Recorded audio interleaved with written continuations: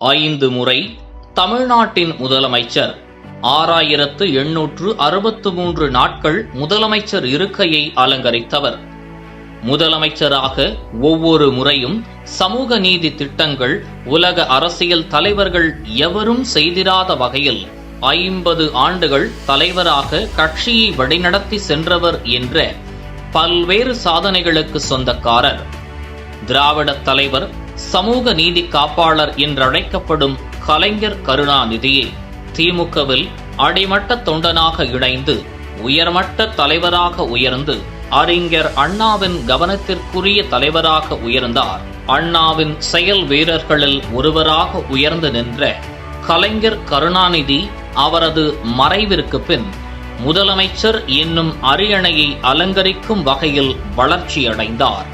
திமுக முதல் முறையாக ஆட்சி அமைத்து அண்ணா முதலமைச்சராக பதவியேற்று ஆட்சி செய்து கொண்டிருந்த நேரம் 1969 ஆண்டு பிப்ரவரி மாதம் 3ஆம் தேதி தமிழ்நாட்டின் முதலமைச்சராக இருந்த அண்ணா உடல்நலக் குறைவால் உயிரிழந்தார்.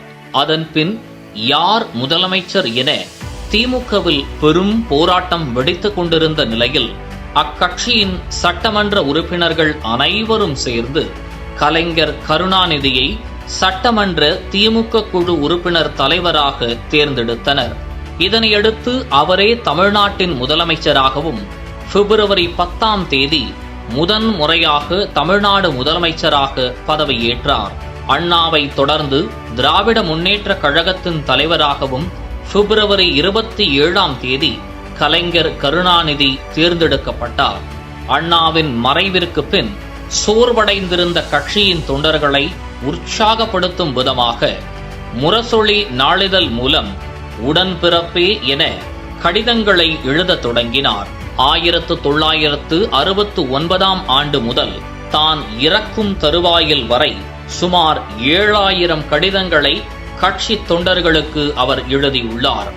மேலும் 1970ஆம் ஆண்டில் வேத முழக்கம் என்ற பெயரிலும் சாதி ஒடுக்குமுறையினாலும் குறிப்பிட்ட சமூக மக்கள் மட்டுமே கோவில் அர்ச்சகர்களாக இருந்து வந்த நிலையில் அனைத்து சமூக மக்களும் கோவில் அர்ச்சகராகலாம் என 1970ஆம் ஆண்டு கலைஞர் கருணாநிதி புதிய திட்டத்தை கொண்டு வந்திருந்தார். இதற்கு எதிராக உச்சநீதிமன்றத்தில் வழக்கு தொடுக்கப்பட்டது. இந்த திட்டம் நிலுவையில் வைக்கப்பட்டது. இந்த காலகட்டத்திலேயே சுயமரியாதை திருமணத்திற்கு சட்ட ரீதியாக கருணாநிதி ஒப்புதல் வழங்கினார். இடஒதுக்கீட்டின் முக்கிய நன்மைகளை உயர்சாதி அமைப்பினர் சுரண்டி வருவதாக குற்றம் சாட்டி இடஒதுக்கீட்டின் நன்மைகள் உரிய பின்தங்கிய வகுப்பினருக்கு சென்றடைவதற்காக சட்டநாதன் தலைமையில் பிற்படுத்தப்பட்டோர் ஆணையத்தை உருவாக்கினார் கலைஞர் கருணாநிதி. இதே காலகட்டத்தில் கண்ணொளி திட்டம் உருவாக்கப்பட்டு கண் பார்வை குறைபாடு உள்ளவர்களுக்கு இலவச கண் பரிசோதனை திட்டத்தை அமல்படுத்தினார். இதனையடுத்து 1971ஆம் ஆண்டு நடைபெற்ற சட்டமன்ற தேர்தலில் காங்கிரசுடன் கூட்டணி வைத்து திமுக போட்டியிட்டது. தமிழ்நாடு அரசியல் வரலாற்றில் இதுவரை இல்லாத அளவிற்கு 234 தொகுதிகளில் 184 தொகுதிகளில் இமாலய வெற்றி பெற்று திமுக ஆட்சி அமைத்தது. இந்த முறை சைதாப்பேட்டை தொகுதியில் நின்று வெற்றி கண்ட கலைஞர் கருணாநிதி 2வது முறையாக தமிழ்நாட்டின் முதலமைச்சரானார். இந்த காலகட்டத்தில்தான் கட்சியின் விதிகளுக்கு எதிர்மாறாக செயல்பட்டதாக கூறி திமுகவின் பொருளாளராக இருந்த எம்ஜிஆர் கட்சியிலிருந்து நீக்கப்பட்டார். கலைஞர் கருணாநிதி தன் முதல் ஆட்சி காலத்தில் கொண்டு வந்த அனைத்து சமூக மக்களும் அர்ச்சகராகலாம் என்ற திட்டத்தை எதிர்த்து தொடரப்பட்ட வழக்கில் 1972ஆம் ஆண்டில் இந்த திட்டத்தை ரத்து செய்து உச்சநீதிமன்றம் உத்தரவிட்டது. அதுவரை சுதந்திர தினம் மற்றும் குடியரசு தினங்களில் மாநிலங்களில் ஏற்றப்படும் தேசிய கொடிகளை அந்த மாநில ஆளுநர்களே ஏற்றி வந்தனர். இதற்கு எதிர்ப்பு தெரிவித்து சுதந்திரம் மற்றும் குடியரசு தின விழா காலங்களில் மாநிலங்களில் ஏற்றப்படும் தேசிய கொடிகளை அந்தந்த மாநில முதலமைச்சர்களே ஏற்ற வேண்டும் என மத்திய அரசு கோரிக்கை விடுத்து போராட்டத்தை தொடக்கினார். அவரது கோரிக்கையை ஏற்ற அப்போதைய பிரதமர் இந்திரா காந்தி மாநில முதலமைச்சர்களே தேசிய கொடிகளை ஏற்றலாம் என்ற திட்டத்திற்கு ஒப்புதல் வழங்கினார். இதனையடுத்து இதற்கு முன் இருந்திராத வகையில் முதல் முறையாக மாநில முதலமைச்சர் ஒருவர் சுதந்திர தின விழா நிகழ்ச்சியில் தேசிய கொடியை ஏற்றும் நிகழ்வு அரங்கேறியது. 1974 ஆண்டு குடியரசு தின விழாவில் செயின்ட் ஜார்ஜ் கோட்டையில் நடைபெற்ற சுதந்திர தின விழா நிகழ்ச்சியில் முதன் முறையாக கலைஞர் கருணாநிதி தேசிய கொடியை ஏற்றி மாநிலங்களுக்கான சுயாட்சியை நிலைநாட்டினார். தனது மாநில மக்களின் நன்மைக்காக மட்டுமில்லாமல் ஒட்டுமொத்த மாநிலங்களின் சுயாட்சியை பெற்றுக் கொடுத்த தலைவர் என்ற பெருமையை பெற்றார் கலைஞர் கருணாநிதி. மேலும் 1971 ஆண்டில் தனது 48வது பிறந்த நாள் அன்று யாசகர்கள் மறுவாழ்வு திட்டத்தை தொடங்கி வைத்தார். யாசகம் பெறுவது தனிமனிதனுக்கு அவமானத்திற்குரிய செயல் அல்ல எனவும், இதனால் சமூகம் மற்றும் நாட்டிற்குத்தான் அவமானம் என கூறி இந்த திட்டத்தை தொடங்கி வைத்தார். மேலும் இதே காலகட்டத்தில் சமூகத்தில் பின்தங்கியவர்களுக்கான இடஒதுக்கீட்டினை 25%இலிருந்து 31%த்திற்கும், பழங்குடியின மற்றும் அருந்ததியினர் சமூகத்திற்கான இடஒதுக்கீடு 16%இலிருந்து 18%த்திற்கும் உயர்த்தி சமூக நீதி நாயகனாக உருவெடுத்தார். இதன் தொடர்ச்சியாக இந்தியாவிலேயே முதல் முறையாக ஆதிதிராவிடர் நலத்துறை என அமைச்சரவையில் தனியாக ஒரு துறையினை உருவாக்கி சமூக நீதிக்கு முன்மாதிரியாக விளங்கினார். இந்த ஆட்சி காலத்திலேயே காவல்துறையில் முதல் முறையாக பெண்கள் சேர்க்கப்பட்டனர். இந்த நிலையில் 1976 ஆண்டு நாடு முழுவதும் எமர்ஜென்சி என்னும் அவசர நிலை பிரகடனம் கொண்டுவரப்பட்டது. இதனால் மு.க. ஸ்டாலின், முரசொலி மாறன் உள்ளிட்ட முக்கிய தலைவர்கள் மட்டுமில்லாமல் ஏராளமான திமுக நிர்வாகிகள் கைது செய்யப்பட்டு சிறையில் அடைக்கப்பட்டனர். சிறையில் அடைக்கப்பட்டுள்ள திமுக நிர்வாகிகள் குடும்பத்திற்கு மாதம் 200 ரூபாய் வழங்குவதற்கும் வழிவகை செய்தார் கலைஞர் கருணாநிதி.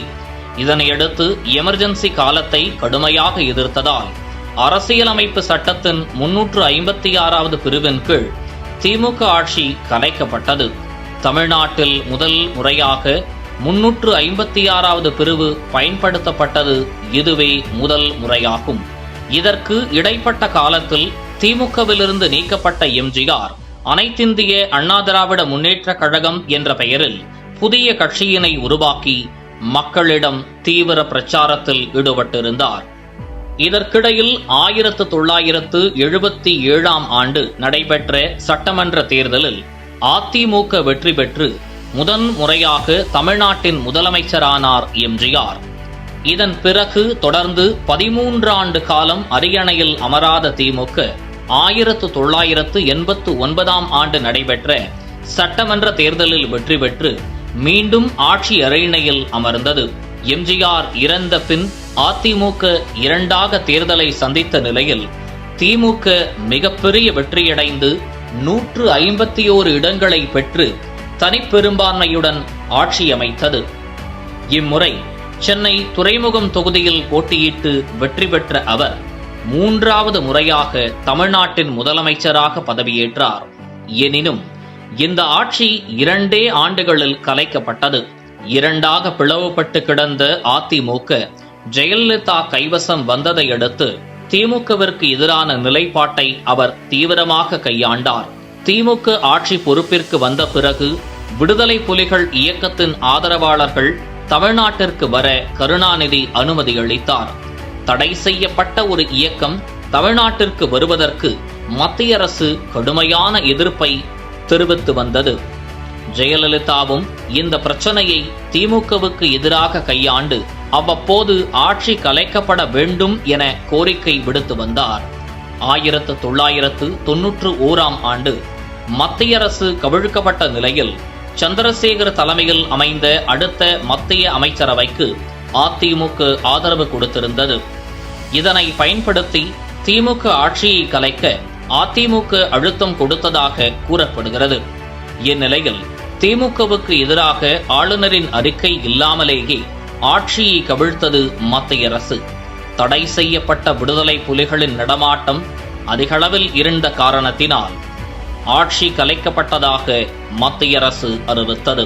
இதனையடுத்து 1991 ஆண்டு நடைபெற்ற சட்டமன்ற தேர்தலில் ஜெயலலிதா தலைமையிலான அதிமுக அரசு வெற்றி பெற்றது. இதன் மூலம் முதல் முறையாக தமிழ்நாட்டின் முதலமைச்சராக ஜெயலலிதா பதவியேற்றுக் கொண்டார். இந்த காலகட்டத்தில் எண்ணற்ற குற்றச்சாட்டுக்கள் மக்கள் மத்தியில் எழுந்த நிலையில் 1996 ஆண்டு நடைபெற்ற சட்டமன்ற தேர்தலில் மீண்டும் திமுக வெற்றி பெற்றது. மூப்பனார் தலைமையிலான தமிழ் மாநில காங்கிரசுடன் கூட்டணி அமைத்து திமுக பெருவெற்றி பெற்றதையடுத்து 4வது முறையாக தமிழ்நாட்டின் முதலமைச்சராக கருணாநிதி பதவியேற்றார். இந்த நிலையில் 1997 ஆண்டு கட்டண சலுகையுடன் கூடிய பேருந்து பயண அட்டை திட்டத்தினை தொடக்கி வைத்தார் கருணாநிதி. ஊர்களிலிருந்து படிப்பதற்காக நெடுந்தொலைவிற்கு செல்லும் அரசு பள்ளி மாணவர்கள் மற்றும் கல்லூரி மாணவர்களுக்கு 50% கட்டண சலுகையுடன் இலவச பேருந்து பயண அட்டையை அறிமுகப்படுத்தினார். மேலும் விவசாயிகளை ஊக்கப்படுத்தும் விதமாகவும் இடைத்தரகரின் கமிஷன்களை தடுக்கும் விதமாகவும் தாங்கள் உற்பத்தி செய்யும் விளை பொருட்களை மக்களிடம் நேரடியாக விற்பனை செய்வதற்கு வழிவகை செய்யப்பட்டது. அதன்படி 1999 ஆண்டு உழவர் சந்தை திட்டத்தை கலைஞர் கருணாநிதி தொடங்கி வைத்தார். இதன் மூலம் லாபமடைந்த விவசாயிகள் பெரும் மகிழ்ச்சி அடைந்தனர். மேலும் ஓர் சிறப்பம்சமாக இந்த சமுதாய மக்கள் இங்கு தங்கக்கூடாது, அந்த சமுதாய மக்கள் இங்கே நுழையக்கூடாது என சாதிய கொடுமையால் பிளவுபட்ட சமுதாயத்தை ஒன்றிணைக்க முத்தாய்ப்பான திட்டத்தை கலைஞர் அறிவித்தார். அனைத்து சமுதாய மக்களும் ஒரே இடத்தில் வசிக்கும் வகையில் சமத்துவபுரம் என்னும் மகத்தான திட்டத்தை தொடக்கி அனைத்து சமுதாய மக்களும் ஒரே இடத்தில் வசிக்கவும் வழிவகை செய்தார். அதன்படி 1998 ஆண்டு மாநிலம் முழுவதும் 145 இடங்களில் சமத்துவபுரம் திட்டத்தை தொடங்கி வைத்து அதற்கு பெரியார் எனவும் பெயர் சூட்டினார். தொழில்துறையில் சிறந்து விளங்குவதற்கு தமிழ்நாட்டில் டைட்டில் பார்க் உள்ளிட்ட இணையதள பூங்காக்களை உருவாக்கிய பெருமை கருணாநிதியையே சாரும். மேலும் பொருளாதார குறைபாடு, வறுமை உள்ளிட்ட பல்வேறு இன்னல்களை சந்தித்து கல்லூரி படிப்பை சேரும் முதல் தலைமுறை பட்டதாரி மாணவ மாணவிகளுக்கு இலவச கல்வியை வழங்கும் திட்டத்தை அமல்படுத்தி அசத்தினார் கலைஞர் கருணாநிதி. மனிதர்களை அமர வைத்து மனிதர்களே கைகளால் இழுத்து கொண்டு செல்லும் கைரிக்ஷா என்னும் திட்டத்தை ஒழித்து அவர்களுக்கு மாற்று வேலை வழங்கும் திட்டத்தையும் உருவாக்கினார் கலைஞர். மேலும் திருமணமான பெண்களுக்கும் சொத்தில் பங்குண்டு என்று மகளிர்களுக்கு முக்கியத்துவம் அளிக்கும் திட்டத்தை செயல்படுத்தினார் கலைஞர் கருணாநிதி.